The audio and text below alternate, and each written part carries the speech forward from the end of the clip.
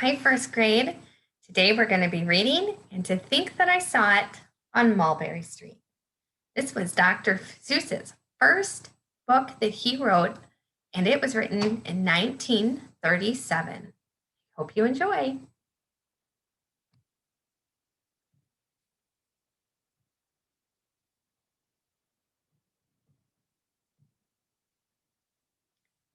When I leave home to walk to school, Dad always says to me, Marco, keep your eyelids up and see what you can see. But when I tell him where I've been and what I think I've seen, he looks at me and sternly says, Your eyesight's much too keen. Stop telling such outlandish tales. Stop turning minnows into whales. Now what can I say when I get home today? All the long way to school and all the way back, I've looked and I've looked and I've kept careful track. But all that I've noticed, except my own feet, was a horse and a wagon on Mulberry Street. There's nothing to tell of. That won't do, of course. Just a broke-down wagon that's drawn by a horse. That can't be my story. That's only a start. I'll say that a zebra was pulling that cart. And that is a story that no one can beat when I say that I saw it on Mulberry Street.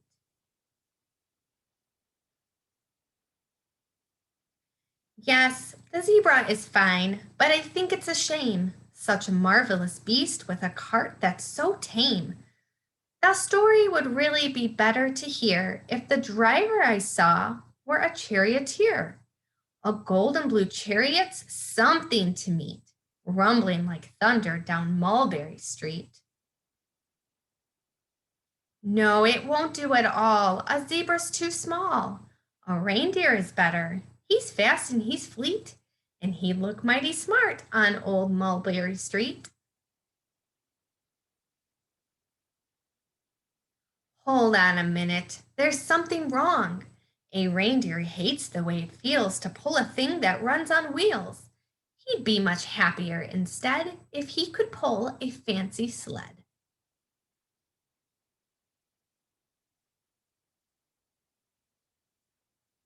A reindeer and sleigh. Say, anyone could think of that. Jack or Fred or Joe or Nat. Say, even Jane could think of that. But it isn't too late to make one little change. A sleigh and an elephant. There's something strange. I'll pick one with plenty of power and size, a blue one with plenty of fun in his eyes. And then, just to give him a little more tone, have a Rajah with rubies perched high on a throne. Say that makes a story that no one can beat when I say that I saw it on Mulberry Street. But now I don't know. It still doesn't seem right. An elephant pulling a thing that's so light would whip it around in the air like a kite. But he'd look simply grand with a big, great big brass band. A band that's so good should have someone to hear it. But it's going so fast that it's hard to keep near it. I'll put on a trailer. I know they won't mind if a man sits and listens while hitched on behind. But now is it fair? Is it fair what I've done? I'll bet those wagons weigh more than a ton. That's really too heavy a load for one beast. I'll give him some helpers. He needs two at least. But now what worries me is this. Mulberry Street runs into Bliss. Unless there's something I can fix up, there'll be an awful traffic mix-up.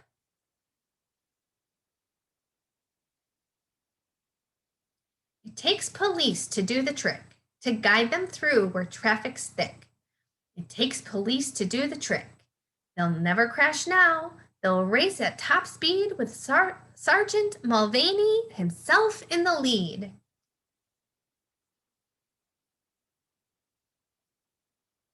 The mayor is there and he thinks it is grand, and he raises his hat and they dash by the stand. The mayor is there and the aldermen too, all waving big banners of red, white, and blue. And that is a story that no one can beat when I say that I saw it on Mulberry Street. With a roar of its motor, an airplane appears and dumps out confetti while everyone cheers. And that makes a story that's really not bad, but it still could be better. Suppose that I add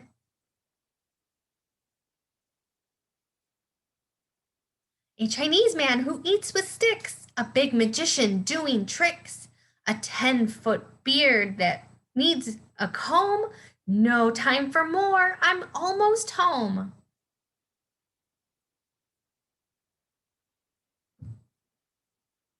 I swung round the corner and dashed through the gate. I ran up the steps and I felt simply great, for I had a story that no one could beat, and to think that I saw it on Mulberry Street. But Dad said quite calmly, just draw up your stool and tell me the sights on the way home from school. There was so much to tell, I just couldn't begin. Dad looked at me sharply and pulled at his chin. He frowned at me sternly from there in his seat. Were there was there nothing to look at? No people to greet? Did nothing excite you or make your heart beat? Nothing, I said, growing red as a beet, but a plain horse and a wagon on Mulberry Street.